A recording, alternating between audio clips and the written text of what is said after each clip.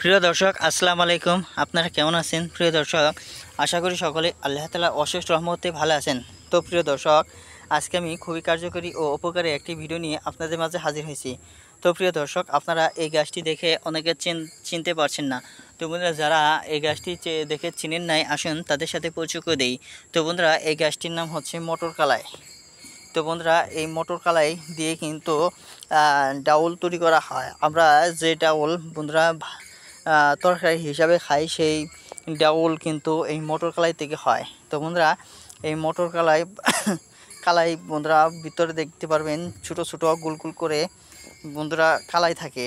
এটি বন্ধুরা যদি আপনারা পাকিয়ে নিতে পারেন, তারপর বন্ধুরা পাকানোর পর বন্ধুরা আপনারা চাইলেও কাঁচা অবস্থায় খেতে পারেন। তো বন্ধুরা, সবচেয়ে বেটার হয় বন্ধুরা আপনারা কি করতে পারবেন, ভাজি করেও খেতে পারবেন। তো বন্ধুরা, ভাজি করে খেলে আপনাদের যে শর্করার যে খাদ্যের অভাব রয়েছে তা পূরণ হবে খুব সহজেই এই মটর কলাইগুলো বন্ধুরা সেবন করলে ভাজি করে। তাছাড়া বন্ধুরা, এই মটর কলাই দিয়ে আপনারা কি করবেন, শুকিয়ে নেবেন।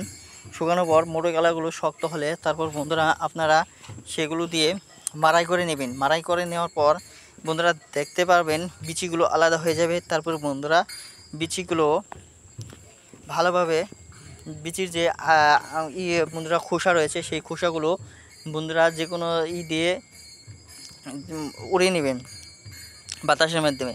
তারপর বন্ধুরা উড়িয়ে নেওয়ার পর সেই বিচিগুলো আপনারা রোদে শুকাবেন।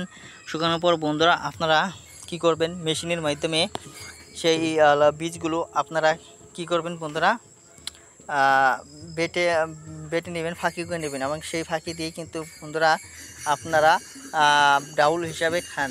খুবই সুস্বাদু এবং পুষ্টিকর খাদ্য এই মটর কলাই। যদি আপনারা সেবন না করলে আপনারা বুঝতে পারবেন না যে এর স্বাদ কতটা। ধন্যবাদ আপনাদেরকে।